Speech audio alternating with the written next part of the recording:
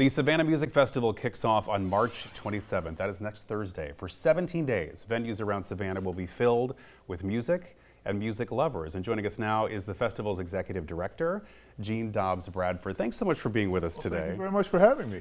I want to revisit sort of what I just said there to the folks, because I think when you talk about a music festival, people think, okay, one venue, 3 days, maybe. This is so much different than that. Isn't that unique? That's right. The Savannah Music Festival is actually Georgia's largest cultural arts festival, and it's actually very unique in that it's one of the most respected multi-genre festivals in the world.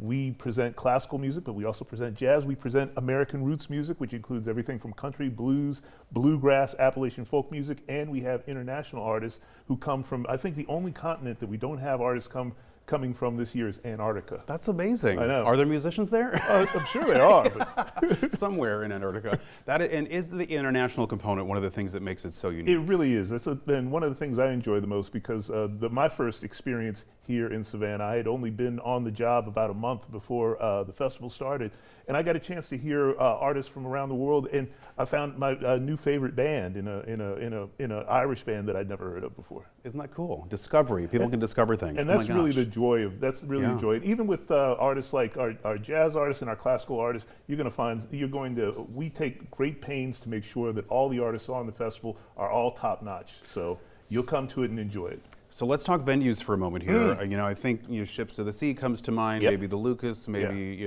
some of the other places that get a lot of sort of people in the seats. They're bigger venues, but you've got some new ones this year. Yeah, as well. That's right. As we say, this festival takes place at venues throughout historic downtown. This year we're adding two. We're going to have a show at Victory North, which is a great venue. It's going to be a standing and dancing sort of a show, but then we're also going to have a number of shows at District Live, which is Plant Riverside. It's a fantastic venue. We're going to have it more like a jazz cabaret, and I think people are really going to enjoy it. And by the way, if you park there for one of our shows, because they have a wonderful parking garage, they're going to give you a coupon, so it'll only be $5 to park in the garage. That's really cool. I know. I love that. Right? Yeah. And so that is described sort of as more of a listening room. So for that event, will you have actual tables, or will people kind of be standing for that? No. That'll be seated. So it'll be like cabaret with the little tiny little tables. Okay. Well, let's talk about jazz, since that is your background or your experience. So the Jazz Young Guns performances. Yeah. Savannah has a rich history here, and that must be so fun to bring. Oh, it's fantastic, and we have a number of female jazz artists on this year's festival, which I think is really great, because jazz has been a very male-dominated art form for a long time. But we have some folks who are coming in that are really shaking the jazz world up, like Lakeisha Benjamin and India Owens. They're two young musicians who are bringing a lot of joy, but also a great appreciation for the history, and they're building on it and making something completely new and very contemporary. That is really cool. So I know we usually touch on the Musical Explorers program every year. So why don't you give our audience just a sense of what that is, and that may be something your children are going to be exposed to over the next few weeks, and parents might not have an idea because it's field trips and stuff like that. But you also are going into the schools. So we have two programs. We have our Jazz Academy program, which teaches students music through the lens of jazz, and then we also have our Musical Explorer program, which is a program for kindergarten through second graders, where we teach 3 different genres of music.